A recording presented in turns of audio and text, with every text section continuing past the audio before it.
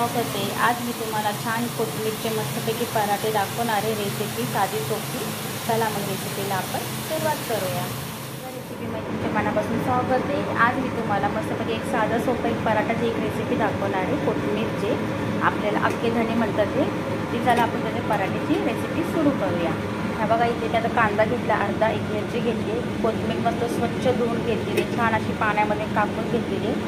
इथे एक अर्धी वाटी बेसन, ह्याच्यामध्ये मीठ, जिरा पावडर, हळद, लाल तिखट, चाट मसाला, कस्तुरी मेथी। सर्वात पहिला तर मी पीठ घेतलेलं आहे ते मापून 2 वाट्यामधून। त्याच्यामध्ये थोडंसं आपल्याला तेल टाकून घ्यायचं। तेल टाकून घ्यायचं, त्यानंतर ह्याच्यामध्ये बेसन पीठ टाकून घ्यायचं, कांदा,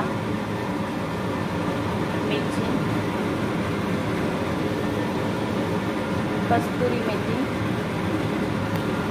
मीठ, चाट मसाला, जिरा पावडर, लाल तिखट, हळद, कोथिंबीर टाकून घ्यायची। मस्त आपल्याला आता पिठामध्ये वर खाली करून घ्यायचे, कारण की याच्यामध्ये चांगलं पीठ मळून घ्यायचं आपल्याला।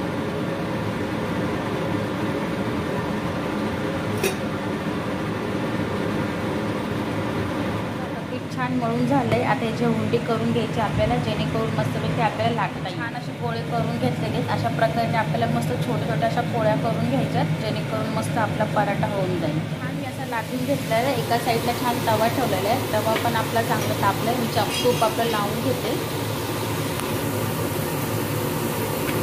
पराठा टाकून घ्यायचा। छान आपला पराठा बारीक गॅसवरती शेकून घ्यायचा, जेणेकरून मस्तपैकी आपला पराठा मस्त होऊन जाईल।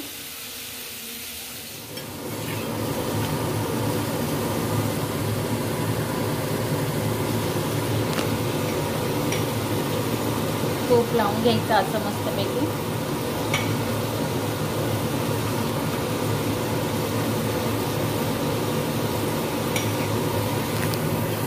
अशा प्रकारे सगळे पराठे आपल्याला असेच करून घ्यायचे।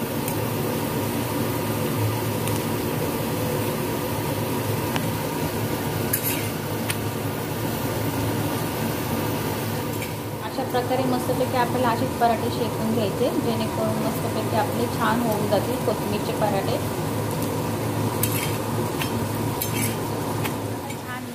छान आपले पराठे सॉफ्ट सारखे झाले कोथिंबीरचे पराठे। माझी रेसिपी तुम्हाला कशी वाटली ते तुम्ही मला कमेंटमध्ये सांगा। जर माझा व्हिडिओ तुम्हाला आवडला असेल तर लाईक, शेअर, सबस्क्राईब करा आणि माझा व्हिडिओ तुम्ही बघितला असेल तर मनापासून आभार मानते। थँक्यू।